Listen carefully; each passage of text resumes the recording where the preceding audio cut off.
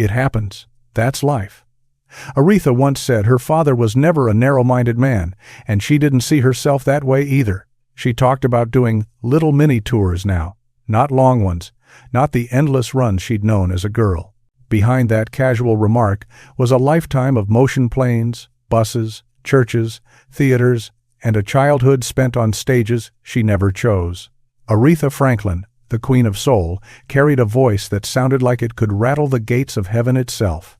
The world saw power, poise, and unshakable faith. They heard the high notes and the hallelujahs. What they didn't see was the anger that burned beneath the gowns and church hats. According to those who knew her, behind every hymn about respect lay a wound that never quite closed. Men adored her, leaned on her, profited from her, and tried to claim pieces of her spirit. She forgave many of them, at least on the surface. But one man crossed a line so deep she cut his name out of her public life forever.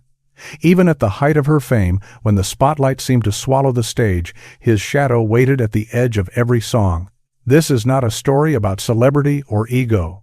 It is the secret she carried in silence, the man she was believed to truly hate more than anyone.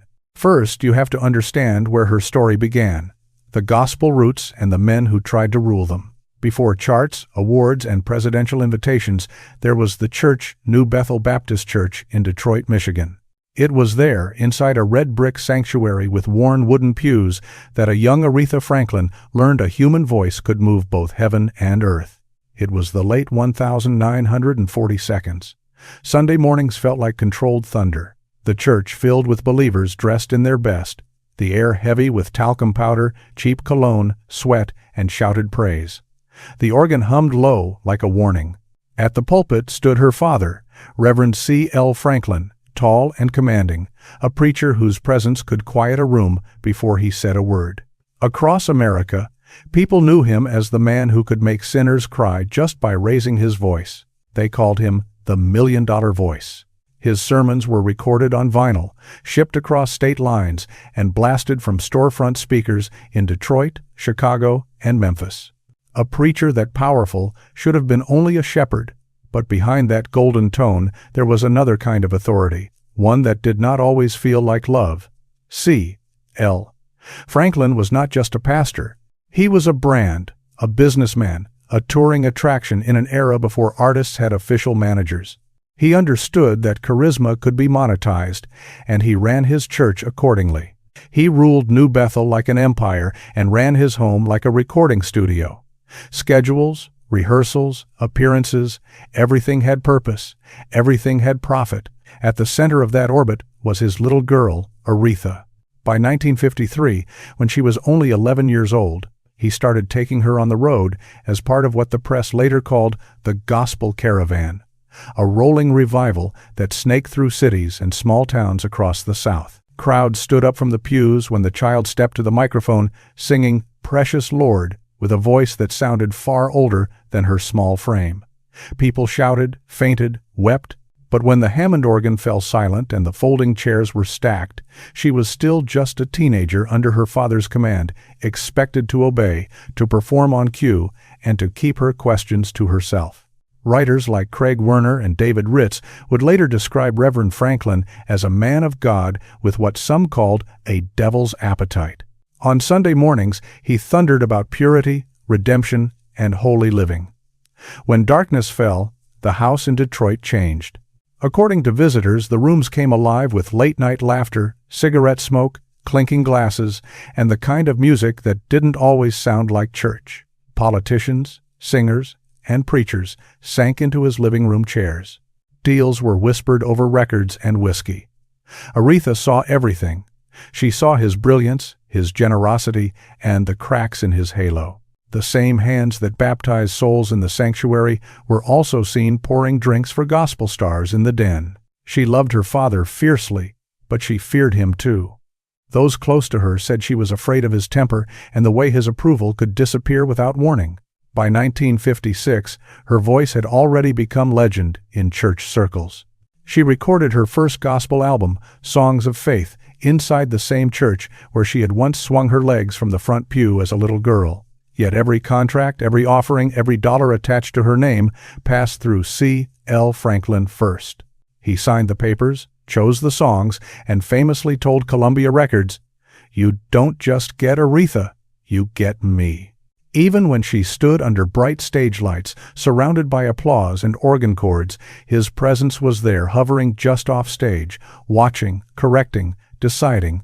Aretha would later say that her father gave her both the blessing and the burden of her gift. He showed her that faith could be a form of power, but that power could tighten into a cage. The lessons she learned inside New Bethel never really left her. In her world, love was rarely soft. It arrived wrapped in control, tied to duty, sanctified by Scripture, and enforced by fear. Long before any romantic relationship ever fractured her heart, her father had already revealed how authority could wear the face of devotion. That was the beginning of her legend, and the first wound she would never fully heal. It began like the kind of love story that only seems possible in the feverish glow of 1961 Detroit. Aretha Franklin was 19, quiet in public, radiant on stage, already whispered about in gospel circles as a prodigy whose voice could soften even the hardest faces in the room. Ted White was 29, sharply tailored, confident to the point of arrogance, the kind of man who entered a doorway as if the walls had been built for him. People around her pulled her aside and warned her. They said he was slick, dangerous, a man whose charm hid sharper edges. But Aretha, straining against years of her father's control, looked at Ted and saw something else. An exit. A promise of adulthood on her own terms. Or so she believed. Within months, Ted was no longer just a handsome presence at the edge of the stage. He became her husband and her manager. He handled her bookings, signed the paperwork, and decided which rooms she would stand in, which songs she would sing, what image she would present, and even who was allowed close enough to speak to her. On the surface, he appeared to be the strategist behind a rising star, the man steering her career out of the church and into the mainstream. In reality, as musicians later recalled, he was slowly tightening his grip around her life. People who worked with them at Columbia Records described Ted White as jealous, controlling, and quick to anger. Bassist Joe Tex was said to have watched him stare across a studio whenever Aretha laughed with another man. He didn't like anyone touching what he thought was his property, Tex reportedly said. At first, the bruises were hidden beneath long sleeves, big sunglasses, and carefully composed smiles. Studio engineers remembered long, strained silences, sudden explosions of shouting behind closed doors, and Aretha's eyes bright on stage, but in rehearsal filled with a flickering mix of defiance and dread. In the biography, Respect, by David Ritz, one of her close friends recalled, she would come in with her hair perfect, her nails flawless, but her spirit was gone. Ted's temper, according to those who witnessed it, could ignite without warning. A missed cue, a rehearsal that started late, a conversation he hadn't approved any of it could be enough. He followed her to interviews, sat just out of frame during photo shoots, and insisted on the final word over every session and every note. To the world, she was already the queen of soul. Inside her own marriage, she lived like a prisoner walking on glass. The breaking point came in the summer of 1968. The civil rights movement was surging through the South, and Aretha had just finished performing in Montgomery, Alabama, at an event where gospel choirs raised money for Dr. Martin Luther King Jr.'s foundation.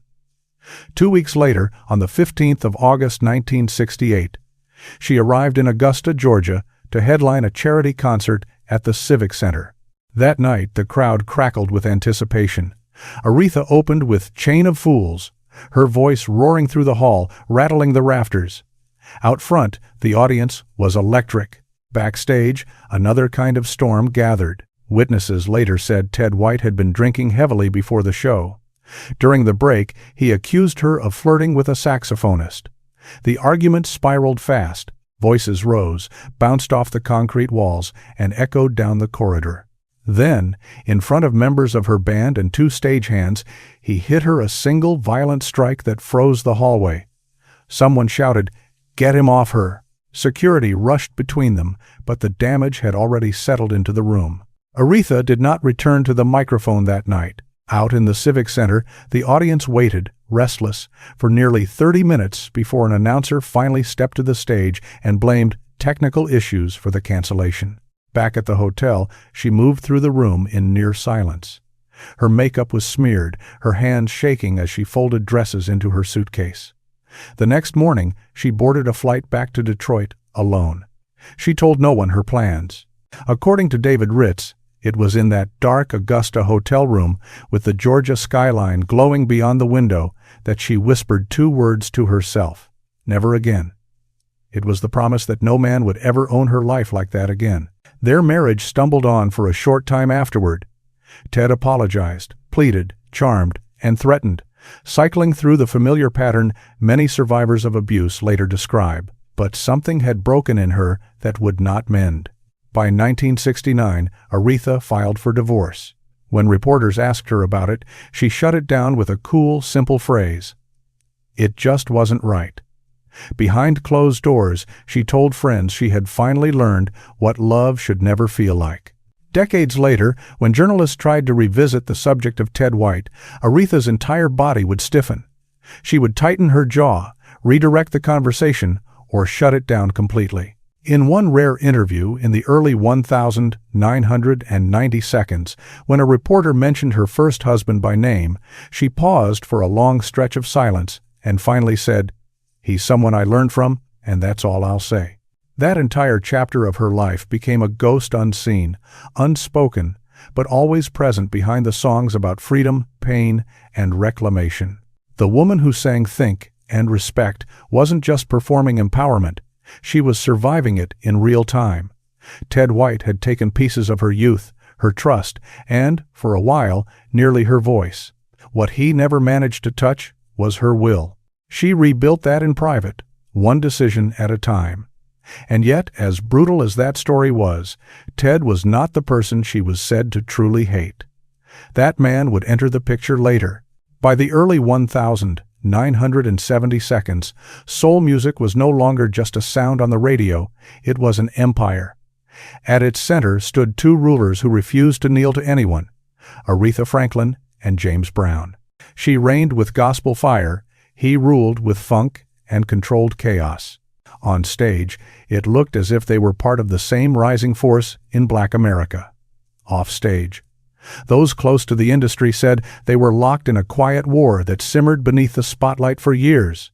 Their paths crossed in a way people still talk about. It was January 1968 at the Apollo Theater in Harlem, a night staged as a benefit in honor of Dr. Martin Luther King Jr.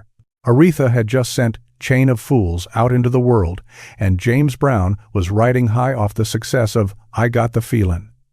The evening should have been a seamless celebration of black excellence, a united front of voices against a country in turmoil. Instead, it turned into a power struggle. According to crew members and musicians who were there, James Brown arrived hours behind schedule and immediately demanded to close the show. Organizers scrambled, reshuffling the lineup, repositioning artists who had been there since morning. Aretha, who had been rehearsing since dawn, watched from the wings as Brown's band unleashed a wall of sound that shook the building. The applause, witnesses said, was deafening. When it was finally her turn, the crowd was already exhausted, overstimulated, wrung out, restless in their seats. She walked to the mic anyway. Those who stood backstage remembered the way she lifted her chin, as if daring the room to forget who she was. She sang like someone carving her name into stone, every note sharp enough to cut through the noise left behind. That night, 2 legends shared the same stage, but only one walked off wearing a full smile. The unspoken tension followed them long after the curtain fell. By 1971, the rivalry had started to move beyond the stage and into the corridors of power. When President Richard Nixon invited Aretha Franklin to perform at the White House, people close to James Brown said he called his manager the very next day. Soon after, he secured his own appearance there. It was as if he wanted his name mentioned wherever hers appeared, like a shadow refusing to step back. Headlines began drawing lines between them, assigning titles that would stick. She was the Queen of Soul. He was the Godfather of Soul. Both demanded reverence. Neither had much interest in sharing a throne. The comparisons fed a quiet fire. Each new profile, each photograph, each review that praised one in the other's shadow added another layer of friction. The most infamous clash came on the 10th of March 1973 at the Soul Train Awards in Los Angeles. Backstage, the air was thick with hairspray, cigarette smoke, and the nervous shuffle of assistants juggling wardrobe racks and microphone cables. Aretha had just wrapped a televised duet with Ray Charles, a performance meant to be one of the evening's emotional peaks. Moments later, near a stairwell crowded with technicians and runners, a disturbance broke out. Witnesses later claimed that James Brown, visibly intoxicated, confronted her in front of crew members. He criticized her act, accusing her of turning soul music into what he reportedly called church theater. The words did not land as advice. They landed as an attack. Voices rose. A sound technician stepped between them. Security moved in before the exchange could spill into the main floor, where cameras and reporters were waiting. By morning, the story had already leaked. Variety ran a short column hinting at a heated confrontation between two soul titans. No names were printed, but inside the industry, everyone was said to know exactly who had been involved. From that point on, their relationship shifted from cool distance to absolute avoidance. When the two were later booked for the same televised gala in Chicago in 1975, Aretha's team laid down strict conditions. Separate entrances, separate dressing rooms, no shared press moments. The producers agreed. Those around James Brown claimed he used the arrangement as proof that he was still feared. Aretha's camp treated it as a necessary layer of protection. Their feud became an unspoken legend, a rumor that never quite faded, a storm cloud hovering over every award show, tribute concert, and industry gala, where both names appeared on the same program for the next 3 decades. In May 1988, when James Brown was arrested after a high-speed chase in Georgia, reporters quickly turned to other artists for comment. Aretha refused to say anything public, but friends later said she confided that she was not surprised. She believed he had become the living example of what soul music had always warned about: the destruction that comes when talent walks too far away from humility. Yet, when news broke of his death on the 25th of December 2006, she did not celebrate. That day, according to people in her inner circle, she stayed inside her Detroit home, quiet and withdrawn. She sent lilies to the funeral, but did not attend. The card carried no name, no signature, only the words, "Peace at last." Some reporters called her absence disrespectful. Insiders, however, claimed it was the only kind of closure she could bring herself to offer. That chapter of her life ended without apology, without reconciliation, without a staged handshake for the cameras. Two voices that had once lifted a generation had become, in many ways, mirror images of ambition and ego, each sacred to their fans, each carrying their own curse. When James Brown's name came up in later years, Aretha could speak about respect, influence, and history. But those who knew her best said she kept the deeper truth buried, wrapped in silence. Respect for her became an armor she wore in public.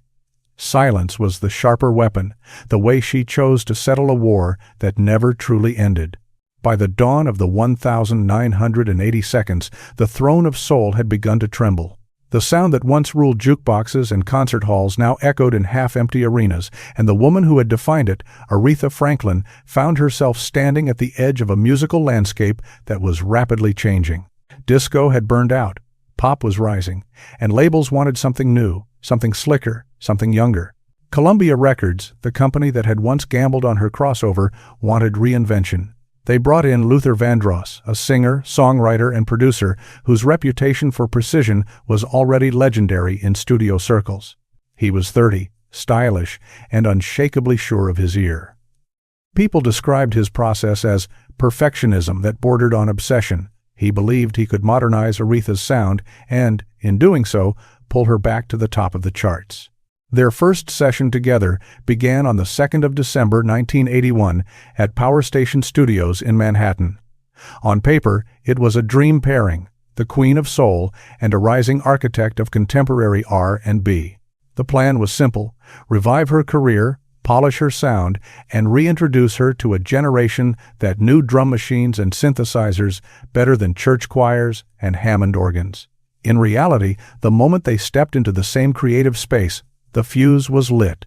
From the very beginning, the tension was almost tactile. Luther brought in electronic drums, tight arrangements, and carefully layered background vocals, all timed and tuned with surgical precision. Aretha's instinct was the opposite. She trusted live horns, breathing rhythms, and the kind of improvisation that could flip a song inside out in the middle of a take. Assistants later said that some nights at Power Station, the air in the control room felt heavier than the cigarette smoke hanging over the mixing board. Neither of them liked to yield. Neither liked being told no. On the 22nd of January 1982, during the recording of Jump to It, things reached a breaking point. According to studio staff, Luther suddenly stopped the playback, turned from the console, and announced that an entire verse needed to be redone. The request wasn't presented as a suggestion, it was an order. Aretha stepped out of the vocal booth without a word and disappeared from the studio for hours. When she finally returned, she went back into the booth and delivered the verse again, this time with a new sharpness in her tone, a cool precision that sounded less like collaboration and more like a challenge. That take, cut with ice instead of warmth, ended up on the final record. Jump to It became a #1 hit, a commercial and radio triumph that seemed to prove the partnership was working. But behind the chart position, the relationship was already damaged. To Columbia's executives, the math was simple. Sales were up, radio was calling, and critics were writing about a comeback. To Aretha, something else was happening. Luther had begun, in interviews and profiles, to be described as the man who had saved her sound. In August 1983, Jet magazine ran a feature that framed him as the architect of her revival. Aretha, alone in a Los Angeles hotel suite when she read it, was said to have torn the magazine in half. Behind her calm stage presence, there was quiet humiliation. She felt as if she had been reduced from creator to product, from queen to project. Her legacy, built on nights in church basements and decades of grinding on the road, was being repackaged as the invention of a younger producer. The months that followed turned the studio into a battleground. During work on her next record, Get It Right, the fights intensified. On the 10th of November 1983, at Sigma Sound in Philadelphia, witnesses recalled shouting so loud during rehearsal that staff down the hall stopped what they were doing to listen. By midnight, Aretha's team had packed up and left the building. Luther stayed behind, finishing vocal overdubs alone, his name still tied to hers by contracts, even as their partnership was coming apart in practice. When the album was released the following year, their names appeared side by side on credits, but there was no real alliance left. She refused to do joint interviews. He stopped reaching out. The music connected them on paper, but the trust that made true collaboration possible had evaporated. What began as creative friction had become a wound that cut into the core of who she was, her pride, her artistry, and her authority. Time did not soften it. When Luther suffered a stroke in 2003, Aretha sent flowers, but no note. 2 years later, on the 1st of July 2005, the news of his death broke and tributes poured in from across the industry. She waited 48 hours before releasing a short, carefully worded statement through her publicist. "I wish him peace." That was all. No anecdotes, no public mourning, just closure in its coldest form. It was not simple bitterness. It was something quieter and more permanent, the refusal to reopen a wound that had never closed. Those close to her said that Luther Vandross was the only man who ever made her doubt her own worth as an artist. He did not leave marks on her skin or steal her bank accounts. He did something else. He reached into the one place she considered sacred, her voice and the space where she created. The studio had once been her sanctuary, the one room where she answered to no one. Under his control, it had become a stage of humiliation, a place where she felt edited, managed, and redefined. That kind of betrayal lingered in a way no broken marriage or public rivalry ever could. Years later, when interviewers brought up the idea of forgiveness, she would sometimes smile faintly and say she believed in it for everyone, eventually. But those who had known her for decades understood the weight of the pause that followed. Some injuries, even for the Queen of Soul, were carved so deep into the music itself that they never truly healed. Luther Vandross had helped deliver one of her sharpest commercial revivals. But in the story, some people believe she carried with her he took something invisible in return. her sense of safety in her own creative kingdom. And for Aretha Franklin, that was unforgivable. By the spring of 2017, Aretha Franklin was 75 years old. Her body carried the weight of decades on the road, illness, and private battles. Her voice was thinner, sometimes frayed at the edges, but her pride remained untouched, sharp, exact, and completely under her control. She had outlived most of the men who tried to own her, sung for presidents, stood before popes, and watched entire eras of music rise and crumble. No one expected her to start a new war. Yet, on the 25th of April 2017, that is exactly what she did. That morning, the Associated Press received a formal letter from her office in Detroit. 5 pages, typed, stamped, and signed in full. Aretha Louise Franklin. It was not a casual note. It read like a document prepared for a courtroom, not a gossip column.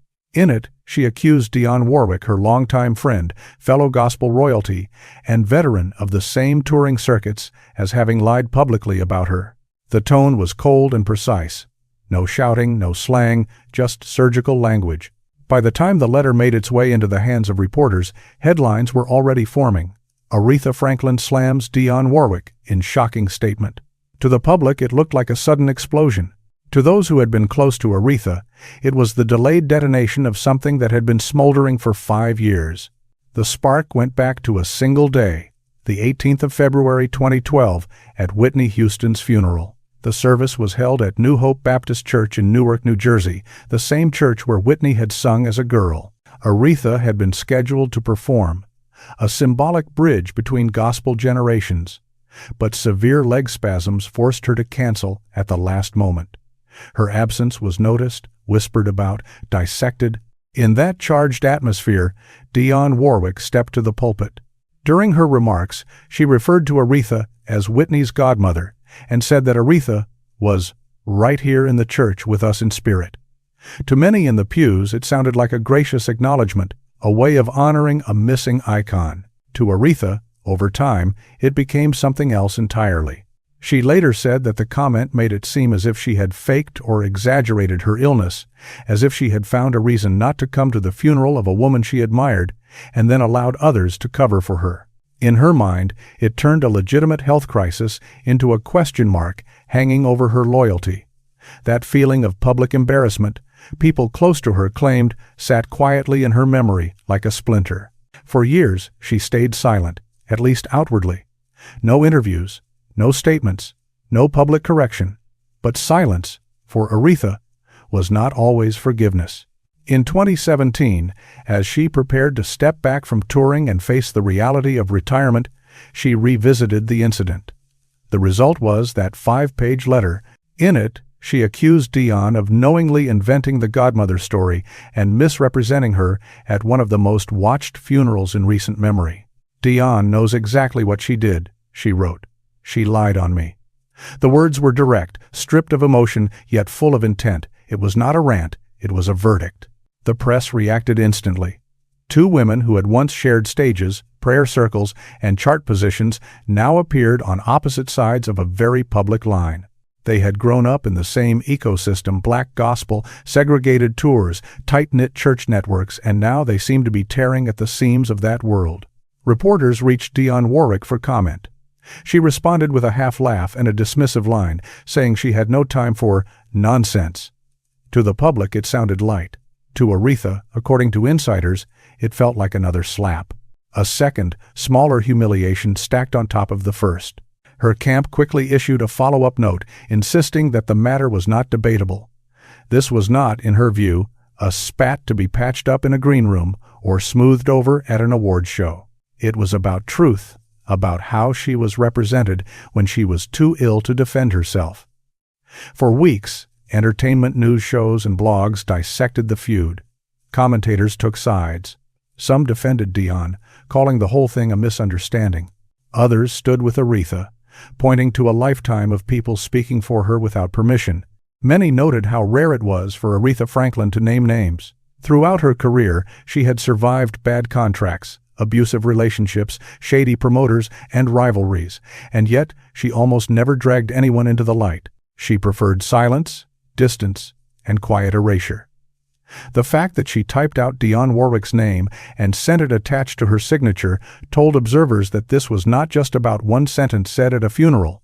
Those in her inner circle said the real trigger was something older and deeper, the sting she had felt years earlier when her creative authority was questioned during her conflict with Luther Vandross. In both cases, she believed her image had been altered in public without her consent. To Aretha, that wasn't a simple mistake. It was a kind of desecration.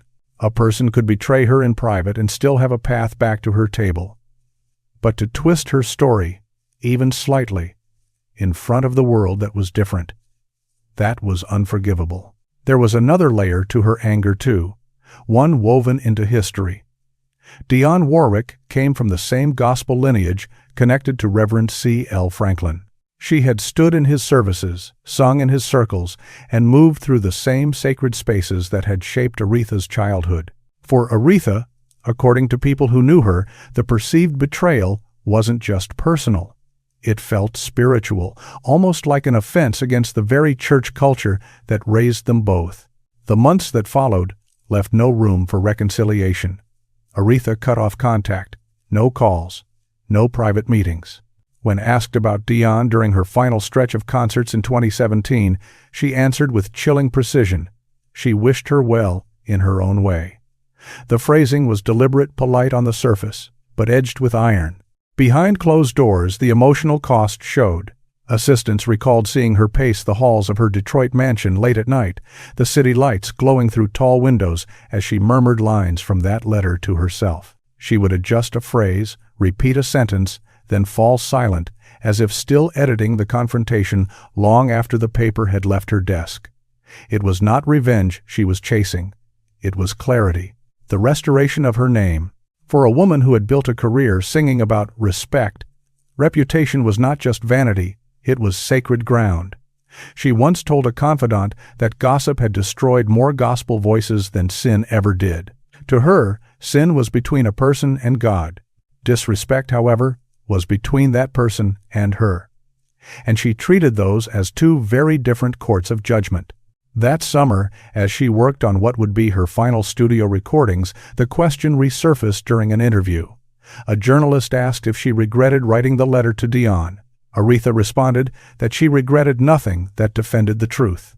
That sentence made its way onto front pages and trending lists, quoted as proof that even at the edge of her career, she would not bend when it came to her own story. The feud never healed. There was no quiet meeting, no photograph of two legends embracing backstage, no final, soft-spoken truce. When Aretha Franklin died the following year, Dionne Warwick attended the funeral and sat quietly in the third row while Aretha's own recordings poured through the cathedral, rolling over the crowd like a wave. The air in that sanctuary, some attendees later said, felt heavy with everything left unsaid. Aretha did not speak from that stage. Her voice came only through the speakers in songs recorded long ago, but in a way that fit her perfectly. Even in death, she had arranged things so that she held the last word. The letter that stunned America was more than a celebrity spat. It was the final eruption of a lifetime of carefully contained fire. The last time she would drag a private wound into the open and refuse to let someone else write the script. Age had weakened her body, but it had not cooled her resolve. As with every man and woman who crossed her boundary, Aretha did not offer easy forgiveness. She simply outlasted them. After decades of private wars, Aretha Franklin appeared to find a strange kind of peace in the early 1982. Columbia Records had stumbled with her. The chart positions dipped. The critics whispered that the Queen of Soul had quietly been pushed from her own throne. Then a new figure entered the frame. Clive Davis, the architect behind Arista Records, a man known for resurrecting careers that the industry had already written off. He offered her something she had not felt in a long time: rebirth. And for a while, he delivered exactly that. Under his guidance, Aretha recorded Who's Zoomin' Who in 1985. The album sold in the millions and introduced her to a younger audience that had grown up on MTV, not on Sunday morning choirs. To the world, their partnership looked like a masterclass in trust, the visionary executive and the unshakable legend. Together, they seemed to have cracked the code that other labels could not. But beneath the platinum plaques, another quieter tension began to build, one made of contracts, image, and control. Clive Davis was, before anything else, a businessman. He believed in market trends, radio formats, and strategic collaborations. Aretha believed in faith, spontaneity, and the invisible electricity of a live band locked into the same groove. Their creative chemistry was powerful but fragile. In August 1985, when Who's Zoomin' Who topped the charts, Clive hosted a private celebration at his Manhattan apartment. Photographers captured the moment, Clive holding a platinum plaque beaming, while Aretha stood at his side in furs and diamonds, smiling but slightly distant. Later, in an interview with Jet magazine, she said, "They wanted to polish me into something I wasn't." To her, the success felt less like a homecoming and more like a transaction. To him, it was simply strategy. By 1987, Clive began pushing her toward pop duets and crossovers. George Michael, Annie Lennox. There was even talk, according to some reports, of a possible collaboration with Michael Jackson. Aretha resisted. She feared that chasing too much crossover appeal would scrub away the gospel-soaked core that made her who she was. That same year, when she won a Grammy for Freeway of Love, she walked to the microphone and thanked her family, her faith, and her fans. Clive Davis's name did not leave her lips. Insiders noticed the omission and read it as a message. Then came the blow she could not ignore. In 1990, during a private Arista board meeting, Clive approved a marketing campaign branding Aretha Franklin as America's Lady of Soul. On the surface, the slogan sounded respectful, but for the woman who had fought decades to be called the Queen of Soul, it felt like a demotion, a soft downgrade written in 10-foot letters. The campaign rolled out on billboards and TV spots without her direct consent. On the 3rd of March 1990, driving through Los Angeles, she saw one of those billboards for the first time, her image, her voice, reduced to a tagline she had not chosen. According to people close to her, she called her team in fury. Within weeks, the ads disappeared, but the bruise remained. The distance between them widened as Arista's roster expanded. Clive signed younger talents like Whitney Houston and Toni Braxton, artists he began to position at the center of the label's universe. Aretha watched as the spotlight that had once been fixed on her drifted elsewhere. At the 1,994 Grammys, she sat in the audience while Clive took the stage to present an award to Whitney. Cameras caught a shot of Aretha's face neutral, almost unreadable. Tabloids printed the frame under captions like, "The Queen left waiting," turning a single expression into a symbol of shifting power. In public, the relationship never erupted into open warfare. It hardened into ritual politeness instead. Invitations were exchanged. Hugs were staged for cameras, but the warmth was thin. When Arista celebrated its 25th anniversary in 2000, Aretha appeared, performed one song, accepted the applause, and left before Clive delivered his closing speech. Her driver later claimed she rode back to the hotel in silence, looking out the window, not saying a word. In interviews, she remained diplomatic. "Mr. Davis did a great deal for me," she said once, "and I wish him continued success." The surface words were gracious. Those who knew her heard something else behind them, a boundary. Gratitude for her was simple. Trust was not. She believed that her soul, the intangible force in her music, had been packaged, marketed, and sold as a product. She was never sure where the line between partnership and exploitation truly lay. Years later, when Clive Davis released his autobiography, The Soundtrack of My Life, in 2013, Aretha reportedly read the chapter about her and grew increasingly angry. In the book, he described her as temperamental and overly cautious, someone he had to coax into greatness. She saw that phrasing as a familiar theft, the old story of a man stepping forward to claim authorship over a woman's triumph. She did not confront him publicly, but, according to friends, she never forgot how those sentences made her feel. By the time of her unforgettable performance at the Kennedy Center Honors in 2015, when she sat at the piano and sang "You Make Me Feel Like a Natural Woman" for Barack and Michelle Obama, Clive Davis was in the audience, applauding with everyone else. Aretha's coat slid from her shoulders, her voice rose and cracked the room open, and the crowd rose to its feet. When the last note faded, she glanced out over the sea of faces. If her gaze crossed his, she did not linger. In public, they remained linked by history and business. In private, people close to her said she had come to accept one hard truth. In her world, every savior eventually became another kind of control. Clive Davis had given her a second act, a glittering rebirth. But he had also reminded her that even a queen can be marketed like a commodity. What she felt for him was not the raw hatred she reserved for others. It was something colder, a steady ache of disillusionment, a quieter kind of betrayal that left no scandalous headlines, only a scar she carried into the final years of her life. When Aretha Franklin died on the 16th of August 2018, in her Detroit home, the world did what it always does for its legends. It watched, it filmed, it wept. Thousands poured into Greater Grace Temple to say goodbye. Her golden casket glowed under crystal chandeliers, surrounded by towering arrangements of roses and choirs, singing the same hymns she had once led as a little girl. On television, it looked like a nation grieving in unison, but those closest to her understood something else. Her death was not a clean ending.